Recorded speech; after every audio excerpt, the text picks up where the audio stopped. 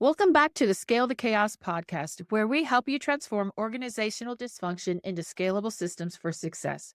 I'm your host, Rhonda Lee, here to guide you through the noise and bring clarity to your business challenges.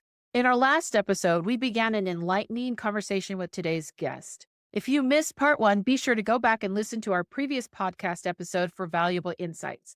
Today, we're diving into part two of our discussion, so let's continue the journey of scaling the chaos together. Today's guest is certified speaking professional Michelle McCullough, a renowned business leader and expert in high-performance leadership strategies. She brings over 2 decades of experience in helping businesses thrive through improved emotional intelligence. Welcome, Michelle. Thank you for having me.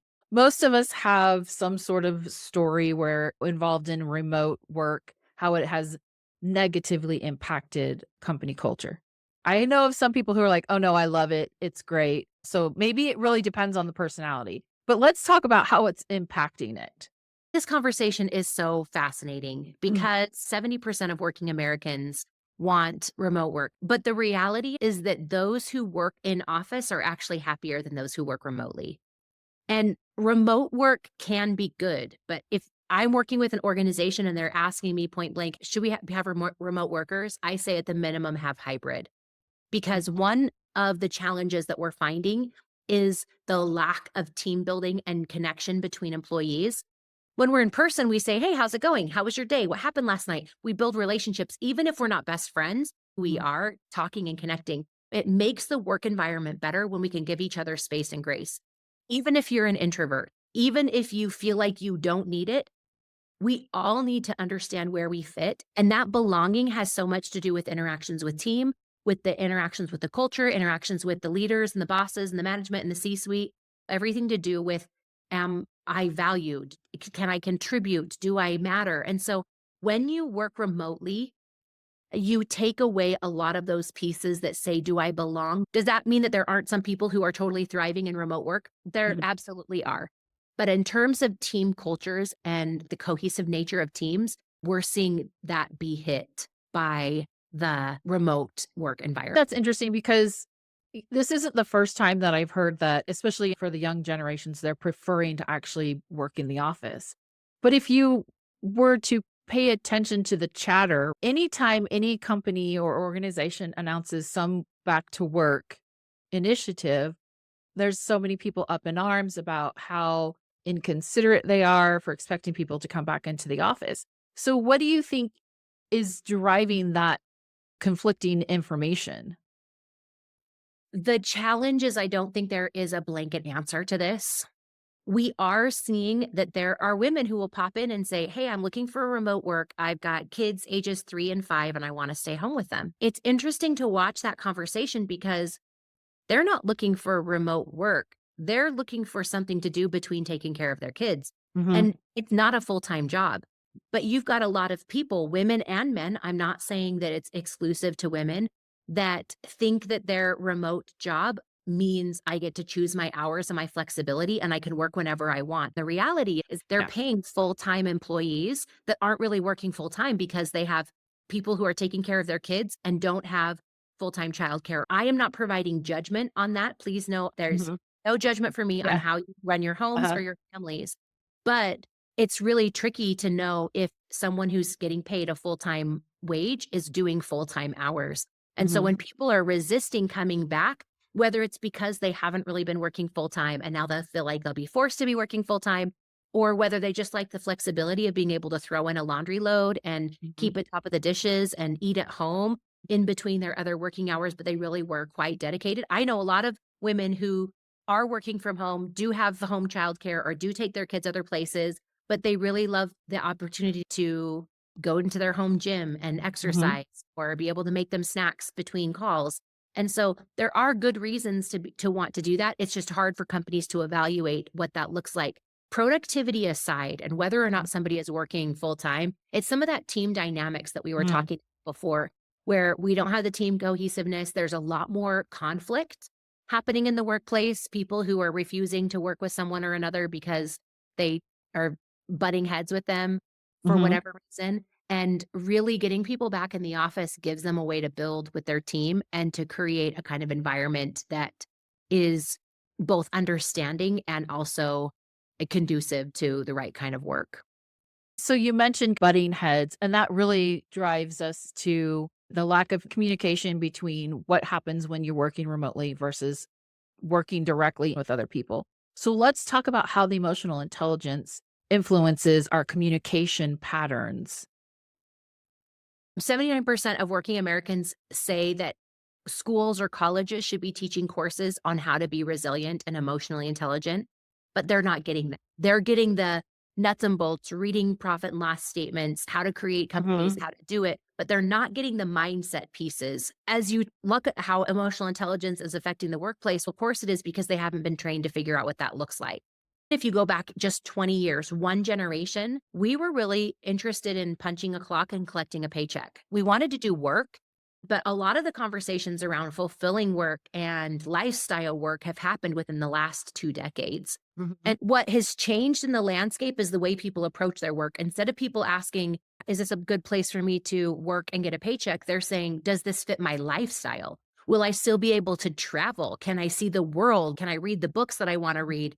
There's a lot of conversation that comes with that in terms of emotional intelligence. The disconnect in companies and the disconnect in communication is partially happening because of generational Mhm. differences and generational divides, partially happening because of different expectations. You've got the Gen X and the baby boomers who are working for entirely different reason than the Gen Yeah. Zs and the younger and millennials. So as we look at those different ways that we approach the workplace, the commitment to communication is even stronger and more important than ever. That does mean that you probably will need to teach it. And just like we talked about with emotional intelligence and training and leadership, if your team does not know how to communicate, you'll need to find ways to teach them how to do it so that they will communicate on better levels.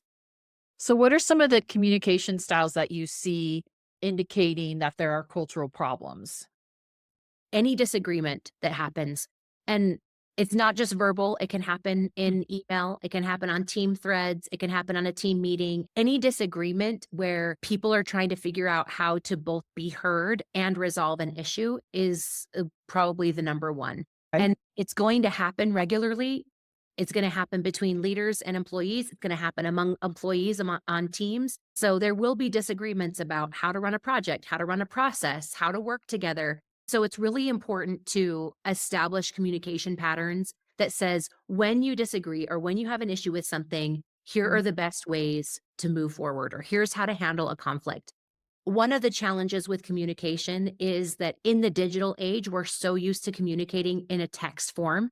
Mhm. There is inclination to assume rather than ask questions. And so Yes. there's a lot of assumptions that come. She used an exclamation point, she must be mad at me. She used caps, she must be mad at me. Yeah. She didn't put an emoji, she must be mad at me.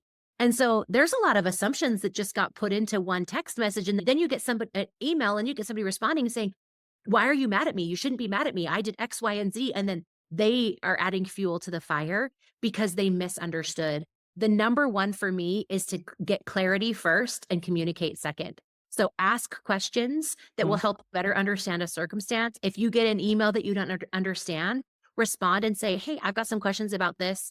Can we chat on the phone?" Be willing to move to a different communication level or communication opportunity, because sometimes we perpetuate the communication problems by Mhm. staying in the modality that we're in. That's one reason why I tell teams, have a conversation that says, "What do caps mean to you? What does Mhm. exclamation points mean to you? How will I know if you're frustrated with me in a way that is healthy so that you can avoid some of those communication hiccups? Gain clarity first, ask Mhm. questions, and communicate second." Yeah, I learned the hard way that my own children, when I send them text messages, if I include punctuation, they think they're in trouble. It's totally a generational thing because even though we were all working in the office, we were exchanging messages over Teams, and somebody had sent me a question and it confused me. So I sent three question marks. And the person was like, "Why are you so aggressive?" And I was like, "I'm not aggressive. I'm just confused." We polled the organization or a couple of teams, and it was a generational thing because most people of my generation, If you get 3 question marks, they're like, "Oh, that just means the person's super confused." The Mhm. younger generations were like, "Oh, no, that would mean to me that they're very upset with me." Anyways, it was very interesting, and it was an aha moment for everybody to realize, okay, uh, it's possible that they're meaning something different, especially over some sort of text communication. So, let's talk about the early signs. What are some of those early warning signs that culture is toxic or maybe is starting to turn toxic? The lack of productivity, like if you notice your team's not performing, lack of employee satisfaction, people not being happy at the workplace, not connecting, an increase in poor communication, more disagreements, something that turns toxic is broken promises and broken commitments. Okay. Because when you have a culture of a CEO who says we're gonna do this or a leader who says we're gonna do that, and then they continue not to follow through, the lack of trust in the organization is a real big issue. 71% of working Americans said that building trust between managers and employees was a place that they felt would improve not only their happiness in the workplace, but their ability to be able to work. It stems from trust, productivity, Mhm. communication, team building. That trust piece is a really important part about not letting the culture get toxic. One of the challenges to navigate is change. There will be change. And sometimes, in an effort to protect our teams, we say less instead of more. People are left wondering what it looks like, what's happening, what's going on. There must be an issue. They're behind closed doors. There must be a challenge. My boss didn't smile at me when he came in. They're DMing each other, going, "Oh my gosh, Josh is mad today." And so it causes a level of toxicity. But the reality is that the answer to all of this is better emotional intelligence. Even if there's change coming, everything for me comes back to, if you don't want a toxic environment and things are going to change, communicate more. Yeah, and I've worked with organizations where not only are the leaders contributing to the toxicity, meaning there's lack of transparency. When you said not following through with promise and doing what you say, most of us can think of at least one or two organizations that we've worked for where the leaders say that all the time and it never comes to fruition. It's those same leaders who are not following through on those promises who also simultaneously believe that it is the employee's responsibility to develop their own emotional intelligence, which is in and of itself a lack of emotional intelligence for the leader. Right? So it's Mhm. just funny that oxymoron situation that you have going on with a lot of leaders not really acknowledging that they are either contributing to the problem and have the ability to solve it by putting the responsibility on the individual employee to create their own emotional intelligence. I'm not saying that individual employees should be dependent on their leaders for that, but both can be responsible at the same time. I agree. 78% of working Americans think that we struggle to even talk about happiness and resilience today. Mhm. What that tells me is not only do we struggle talking about it, but we struggle talking about it because we don't have words for it. We don't have a culture of a language of talking about it. Both parties are responsible. It's like if a leader were to come in and start speaking French to an employee Mhm. and they didn't know how to speak French, they didn't know they were expected to speak French. Mhm. That could be really frustrating for an employee to all of a sudden Mhm. go, "No, I have to know French for this job." Yeah. Yeah. That's a surprise. But really, emotional intelligence is like a language. The Mhm. challenge is that sometimes we have leaders who aren't speaking the language, Yeah. and we don't have employees that are speaking the language. When you can figure out how to make both parties responsible, Mhm. then that changes everything. Because if you have leaders who are committed to doing their own work, doing the emotional intelligence, having better conversations, setting better expectations, and then you say to them, "Hey, emotional intelligence is important to us. We'd love to invite you to figure out what that looks like for you. You Mhm. can read books, you can listen to podcasts." There's so many ways the conversation can happen, even if you don't feel like you're going to invest in it. And I feel like organizations should invest in it. Appreciate and acknowledge your people enough that they're not gonna walk in one day speaking French. That's gonna take time. That expectation needs to be set that they need to speak French. The connection to resources that would help them to speak Mhm. French. Mhm. And so the same thing would happen with emotional intelligence. I wish they had learned it somewhere else. I wish it was being taught in Mhm. colleges and universities. But the reality is more and more generations are not receiving that at home. They're not receiving it in regular conversations. They're growing up in different circumstances, Mm. backgrounds. Schools aren't teaching it in the same way. We don't teach respect and Mhm. communication in the same way that we used to teach, and like general manners and chivalry. Leaders will say to me all the time, it's not my job. I don't think you need to be a Yeah. therapist. You need to be an educator or a conduit for educating. So you don't have to be the one to do the work, but you need to be the one that says, let's help these Yeah. people get trained so that they can do their best work and be their best people for us. Yeah, and it comes down to, okay, maybe they don't wanna be the therapist or whatever, but it really comes down to, okay, but what do you want? Do you want more productive employees? Do you want Exactly. these if you do, then this is what you do, whether you like it or not kind of thing, and I do believe that eventually they'll figure out, okay, this actually isn't that bad, but I also like the idea of empowering the individual. I'm one who, and I would suspect you're the same, who doesn't want to wait until I am given permission by a leader to go out and develop my own emotional intelligence. But there is a very big divide in the generations, like you mentioned, how these things aren't being taught.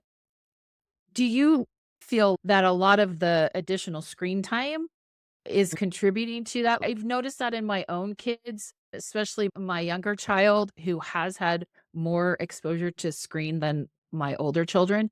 It seemed at times I was like, okay, you spent so much time looking at a screen, you aren't even picking up on normal social cues. They're so focused on the screen, they're not noticing a lot of what's going on around them. Do you feel like that is some of what's contributing to this generation? I definitely feel like screen time and technology has a significant effect on our ability to be emotionally intelligent. Mm. That doesn't necessarily mean that it's a direct causation, right? Okay. There's a Mhm. correlation to that because you Mhm. can get involved in your world of a game and think that it doesn't mean anything. If you're Mhm. in that game, your brain starts to take on the functions of the game. So you're trying to say, how do I be faster? How do I be smarter? How do I get this block into that thing? And so your brain takes on what does it take to win this rather Mhm. than looking at life as a whole and saying, what is it taking to win at life? And as a result, you're missing everything else around you. Like my son says that his favorite thing to do when he has time left over at school is to open Brawl Stars.